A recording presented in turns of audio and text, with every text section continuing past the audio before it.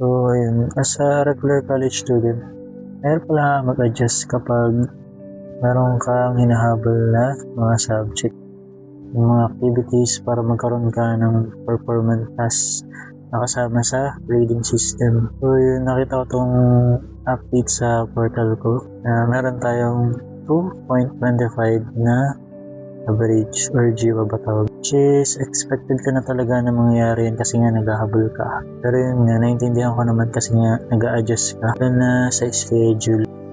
Kasi nga nangyari, meron tayong klase ng pang first year, tapos meron din tayong klase pang second year. So nung una, medyo naguguluhan talaga. Tapos syempre naghahabol kami mga activities ka na hindi nagagawa. Minsan nga, meron kaming pa-quiz na hindi ko alam or wala akong idea sa lesson. Pero kaya ko yung ginawa kasi nag-adjust ako ng schedule para ma-lessen yung gastos sa pamasahe.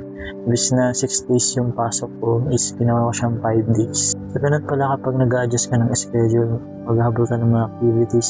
So yun, minsan nga naisip ko na lang na bumili ng bike or mountain bike para babiking ko na lang yung pagpasok sa school. Nagpo-food panda delivery naman ako dati, bike lang ginagamit. Yung pagkain ko na lang yung iintindihan ko, hindi yung pamasahe. Tingin nyo, okay kaya na bumili ako ng mountain bike para yun na lang gamitin ko pagpasok. This is day 3 ng 365 days and see you tomorrow.